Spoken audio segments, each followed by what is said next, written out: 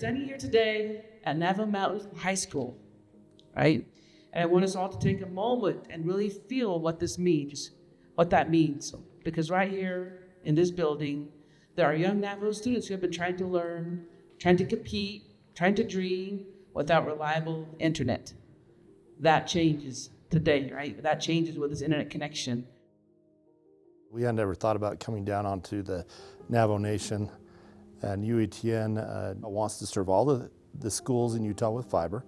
It's one of our goals. It's a hard goal, it's a lofty goal, but we want to get it done. And they said, we need your help on the Navajo Nation. And I said, I'm not very close to the Navajo Nation. And they said, you're close enough. Would you be willing to help us? And so we started planning, and I think that was clear back in 2017. And so at the request of UETN, we started looking at the fiber builds onto the Navajo Nation and to serve these schools. Before the fiber optics came in, our internet connectivity was 100% wireless. We were going off of towers that have been run throughout the state. The closest one's at the top of Navajo Mountain, right above our school here.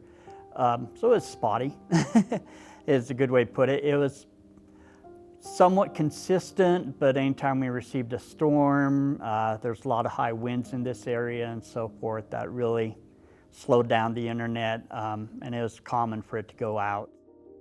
Quickly was not going to scale enough to meet the bandwidth needs of the school as well as outside the school, and fiber is the only way to do that. And so now with a funding opportunity, that opened the door to be able to push forward on a project like this.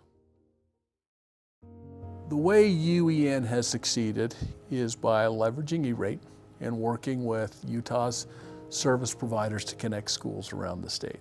E-rate for a long time has had a cap, how much it will fund for a project. And any of those locations we wanted to connect south of the landing exceeded that cap. And so USAC, Universal Service Administration Corporation, lifted that cap. That opened the door to say, how can we start looking at connecting these locations? And then county commission meetings, going to Navajo chapter meetings, really getting out in front of the community so they understand, here's our opportunity, here's what we're going to be pushing for, and really getting input and ensuring their support to do something like this, because it was going to be a big push. The rock down here is interesting. We've been through rock before, but the rock down here was interesting. I didn't think it'd be that bad. With the sandstone, you'd think it'd cut pretty easily. We actually found that it was really hard on the rock saws. And so we started to get to where we just had to chip it. So we bring in really big jackhammers and chip our path through. Coming into a sovereign nation was a bit different, and trying to understand what did we need to do. Allotments are very different within Navajo Nation, because you have the nation and then you have the individual rights of the allotment owners that you might be going through, and you have to make sure that you're doing those permits. Griselda Rogers is one of the heroes in this whole story, because when the pandemic hit, Griselda is the librarian at the library at White Mesa. And we needed to be able to move the project forward. That took signatures on allotments. Everybody was on a lockdown. I would go to people's homes and talk to them about it, because there was a lot of misunderstanding about how it works. They thought they were signing the land away, which they weren't. They were only getting approval to let the line go on a little piece of their land. There was so many allotments with so many people, and we needed, I think it was 51 or 52% to approve, like to get their signature.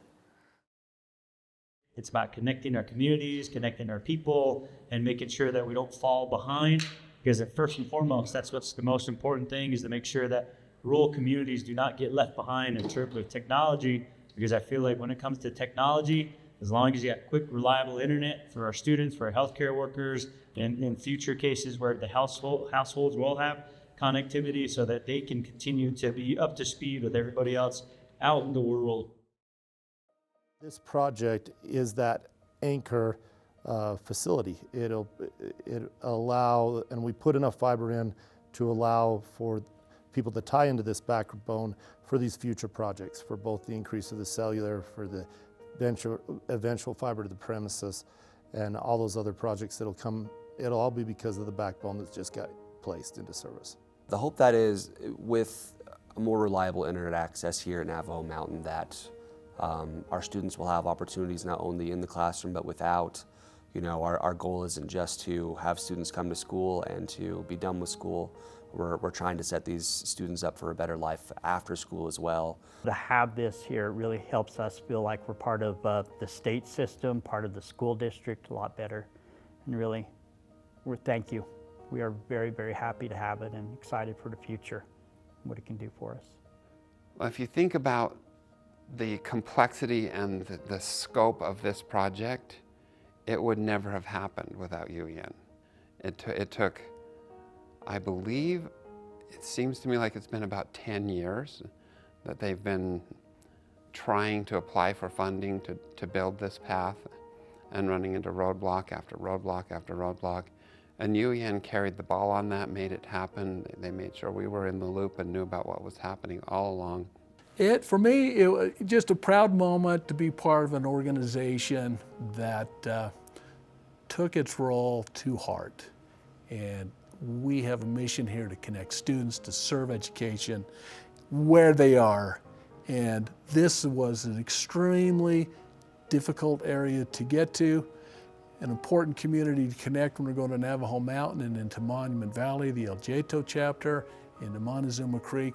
Extremely proud because I was a cog, a part of this, but I look around at all my peers within the organization and our partners outside who spent considerable time to make this project happen, while at the same time, I can't ignore all the work that UEN has done to connect those students in the meantime over the years.